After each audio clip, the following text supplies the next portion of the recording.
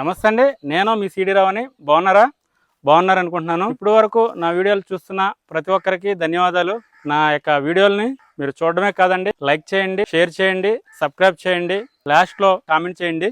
బోర్లోకి casing ఎంతవరకు వేయాలి, అది చాలా మంది రైతులు తెలుసో తెలియకో వారికి ఉన్న అవగాహన బట్టి సపోజ్ 300 కుట్టారనుకోండి, ఒక 100 150 కేసింగ్లు అలా వేసుకుంటున్నారండి. కేసింగ్లు అనేది లూజ్ ఫార్మేషన్ అయితే మీరు కొట్టిన డెప్తో అది ఎంత లూజ్ ఫార్మేషన్ అంటే మెత్తడ్ సాయిల్ అయితే అది ఎంతవరకు ఉందో 300 ఉన్నా 200 ఉన్నా 150 ఉన్నా మీరు ఎంతవరకు అయితే లూజ్ ఫార్మేషన్ ఉందో అంతవరకు కేసింగ్ వేసుకోవడం వల్ల ఉపయోగం ఉంటుందండి. అలా కాకుండా 300 లూజ్ ఫార్మేషన్ ఉండి 150 కేసింగ్ వేసారనుకోండి, కనమాదంతా పూడుకుపోయే అవకాశం ఉంటుంది. దానివల్ల వాటర్లో తక్కువ వచ్చే అవకాశాలు ఎక్కువ ఉంటాయండి.